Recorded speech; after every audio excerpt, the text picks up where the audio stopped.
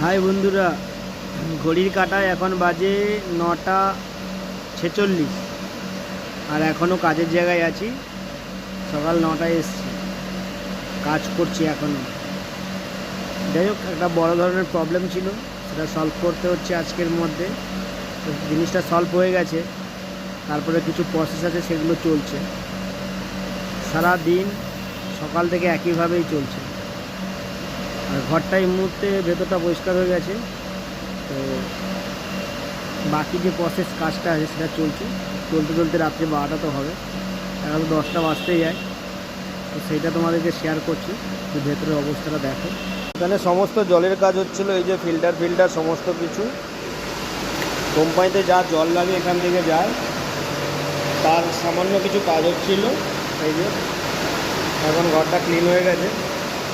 এইখানে দেখায় বুঝতে পারবেন যে 71 টেম্পারেচার হয়েছে।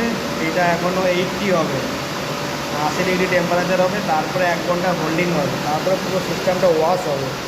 তো কত টাইম লাগতে পারে নিশ্চয়ই বুঝতে পারছি। তাই মোটামুটি 80 উঠতে তো আরও এখনও মিনিট 15-20 বা আধা ঘন্টা, তারপরে 1 ঘন্টা হোল্ডিং, তারপরে মেশিন ওয়াশ, সব মিলিয়ে মোটামুটি 12টা ধরে রেখেছি। যাই হোক, কর্ম খুব কঠিন, আর কাজের জায়গা, কিছু করার নেই। এটাই পেটে ভাত দেয়, তাকে মেনে চলতে হয়। যাই হোক, আমার মতো অনেকেই আছে যে বিভিন্ন জায়গায় কাজে ফেঁসে থাকে। যারা কাজের দায়িত্বে থাকে তাদেরকে তো অবশ্যই এগুলো দায়িত্ব নিতে হয়।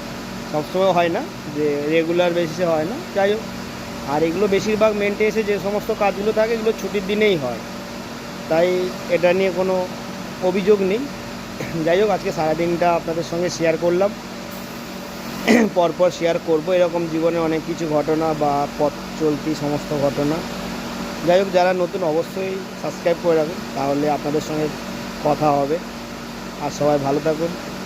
যাই হোক, রাতে যাওয়ার আগে আরেকটা ভিডিও দেবো, তখন অবশ্যই জানাবো কখন বেরোচ্ছি আপনাদের।